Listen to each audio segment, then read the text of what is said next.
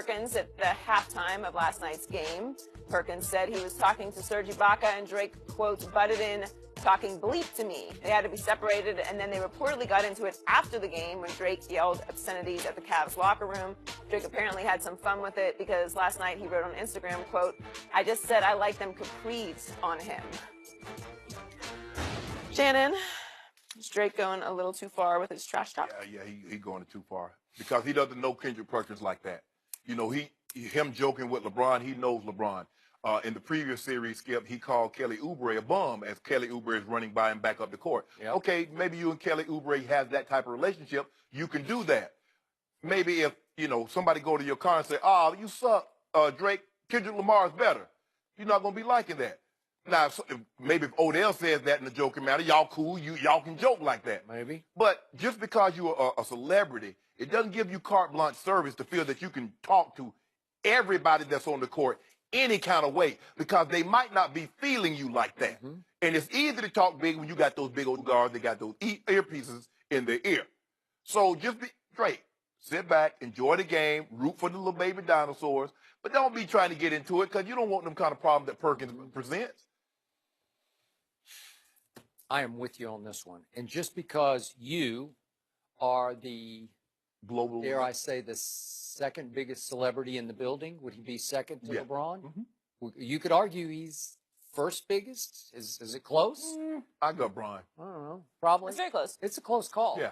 But you're the co-biggest celebrity in the building. Mm-hmm. It does not give you the license, the cachet, to step completely out of bounds because back in 2013, you were named by the Raptors to be their global ambassador, to spread the spirit of Toronto around the globe. Well, you're not representing your organization very well. Right. Because what was disturbing to me was that at one point, Drake walked out of the arena, up the tunnel to the Raptors dressing room, to the locker room, and then walked back down the tunnel and started just spraying expletives toward Kendrick Perkins.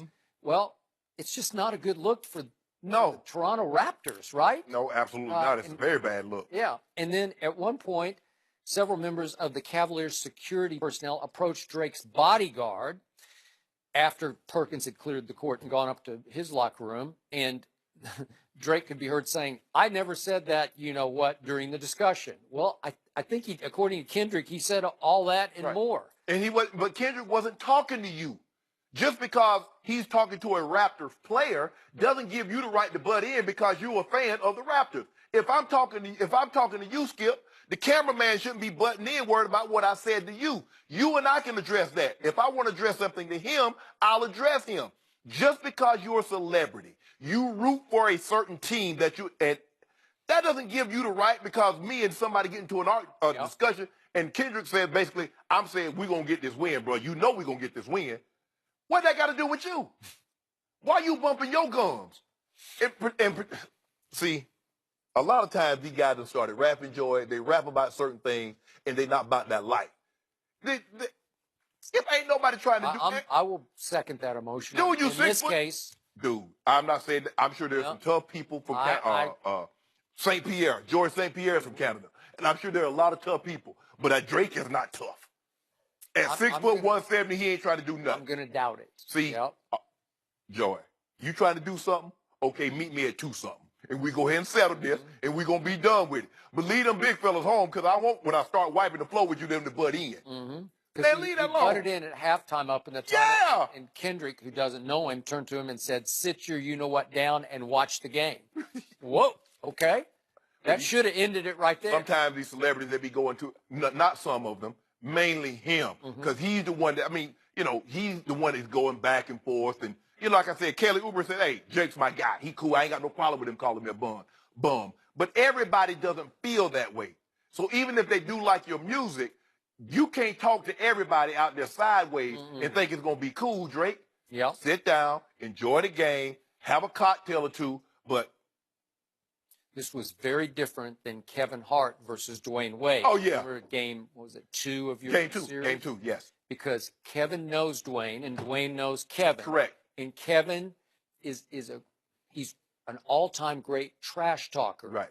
he was laying it on Dwayne, and Dwayne, he didn't take it personally. He just took it to heart. Right. And he was truly motivated by what Kevin was trash talking to him. Right. But are they still friends and friendly? Absolutely. Yes. Yeah. Yes. Because like you said, they have that type of They got it. relationship.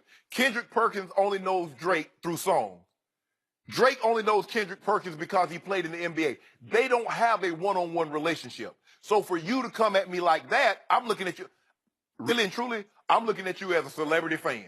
You just like a fan, you just happen to be a celebrity because I don't know you on that level. So that's how I'm looking at you. You're a celebrity, but now you're a fan. So now you're heckling. Yeah. To Kendrick, he's just another fan. Yes. He's a famous fan. Right. But it's not all that different than the way Russell Westbrook is looking at those Utah fans who are just all over it. Exactly. He says at some point, you can't cross that line with me. Right, because you don't know that. We don't have that type of relationship. And Russ said, if you saw me out on the street, you wouldn't come up and say those things to me. Say that. You think Kendrick? You think if Drake saw Kendrick on the street, he gonna say something to him like that?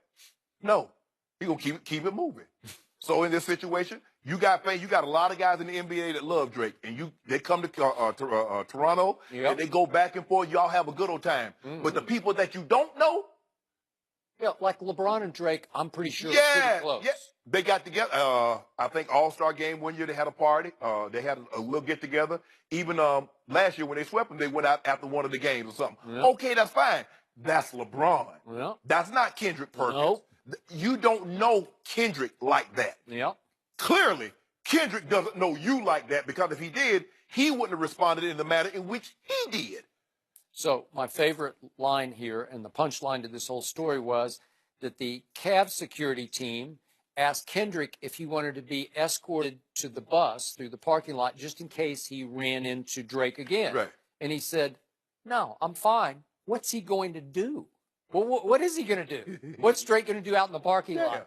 To Kendrick Perkins? Yeah, Kendrick didn't want to get that Beijing. He got that Beijing in that beard. That thing real dark-headed joy. He didn't want to get that thing messed up. Drake don't want them kind of problems. No.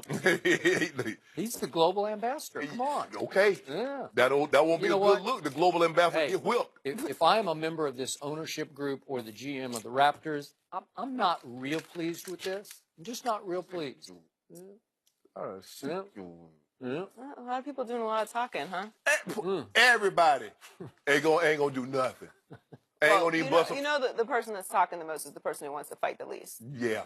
Always. Ain't gonna bust a grape. Is Ben Roethlisberger giving the Steelers rookie quarterback the cold shoulder? We'll discuss that next.